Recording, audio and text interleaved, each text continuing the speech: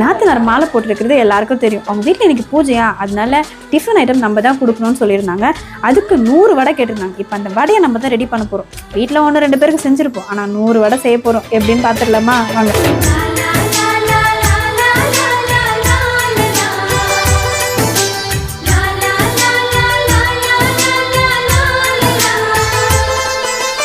எங்கள் சொந்தம் பார்த்தாலே சொர்க்கம் சொத்தி போகுமே, எங்கள் வீட்டில் பூத்தாலே பூவின் நாயுள் கூடுமே.